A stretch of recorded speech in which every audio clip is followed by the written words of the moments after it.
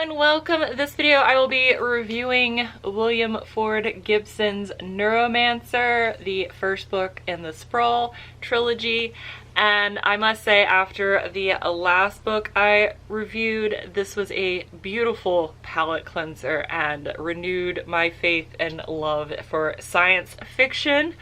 A little bit of background for William Ford Gibson. He was born in 1948. He is a Nebula Award winner. He's quite an exceptional writer. He is considered the pioneer for the cyberpunk genre, and as someone who grew up watching Tron and the Matrix trilogy, this, as well as playing games like the Red String Club and Observer.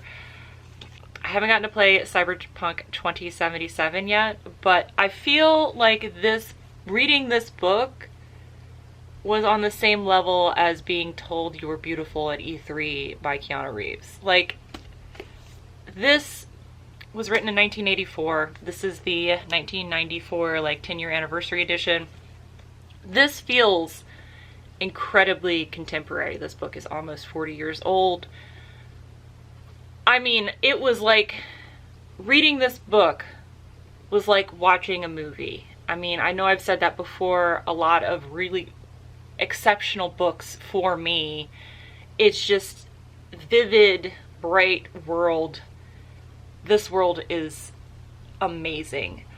I know that maybe a contemporary reader, an American contemporary reader that hasn't traveled outside of the States, might not be as immersed in it, or might feel like there's some dated things, because, you know, in America you can't purchase cigarettes from a vending machine. However, you can still do that in Japan. As someone who's been to Japan, I know that. So that wouldn't have taken me out there, because a lot of this was in Japan, which, as again, as a woman of Japanese ancestry, as someone who loves Japan and has been to Japan, this was really nice. It felt so good reading this book. Like, I've been to those places. I know what they look like now, so I can supplant even more modernization into that world with the additional, accoutrements that he's built into it. As far as Case goes, it feels so realistic.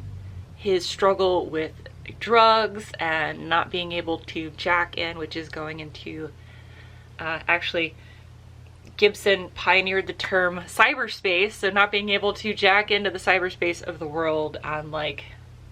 He's basically a hacker. That's cowboy, that's what they call him. He's basically a hacker, able to get through what they call ICE, which is security systems. The cybernetic technology that's built into here, watching Ghost in the Shell or Akira, or Alita Battle Angel, watching those kind of shows and those kind of movies, and reading this, and then reading the character of Molly. I had such a serious visual of who these people were. They seemed very believable. It's so good. The AI interactions, I don't know how to I'm trying to what can I say about the story that's not going to give anything away? It's just so well written. I mean, you start the book in Japan, following Case around, trying to score drugs. He's high, and then he runs into an old girlfriend who is very important to the story and reappears consistently throughout the story.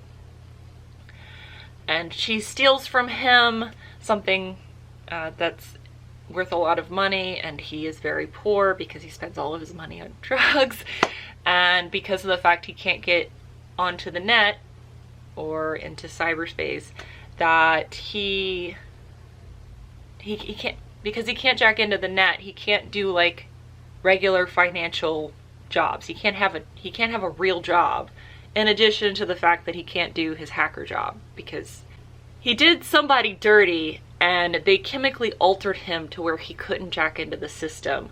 Kind of like if you've ever read Chuck Palahniuk's Rant, where if you get rabies, you can't jack into the system anyway. If you've never read that book, I may have to reread it and review it, but that's also an excellent book as well that has similar jacking in technology to what's in here. And, you know, he gets approached by this military dude, and he's like, we can fix you, but you have to do this job for us. And he was like, okay, sure, I believe it when I see it. So they fix him, and not only do they fix him and make it so he can jack in, he now can no longer do drugs. Like, they've rechanged his pancreas so he can't process drugs anymore. So that fixes two birds with one stone, at least in, you know, the person that hired him.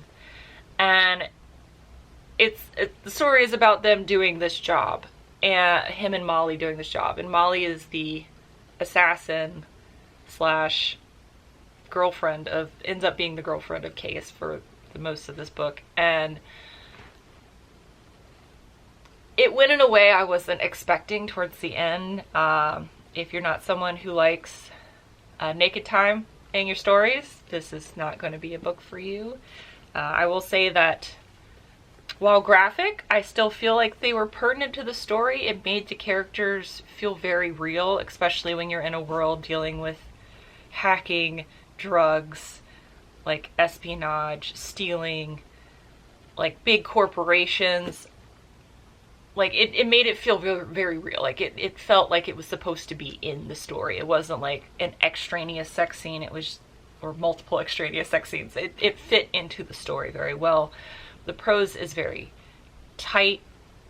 I didn't really feel like there was a whole lot of fluff in this book at all. I mean, it's just shy of 300 pages, like 280 pages. But it didn't feel terse. Like some shorter science fiction books feel like too short, like they cut too much out. You didn't get enough. Like, you didn't get enough meat in the story. But this is like, this is perfect. I want to say I hate saying something's perfect, but like, this was excellent. I feel like it's just slightly below, for me personally, Babel 17, only because the ending of this book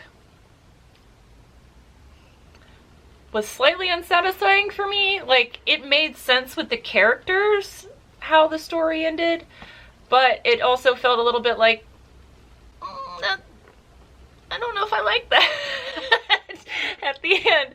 And then when I did some research on the writer, finding out that this is one of a trilogy, the Sprawl trilogy, as I mentioned earlier, makes me very interested to go find the other two books. I can only hope I'll be as lucky and find the other two books in hard copy for like $2, like I did this one. This is staying with me in my collection. I definitely recommend this book. This is just so good. It is a wonderful science fiction book.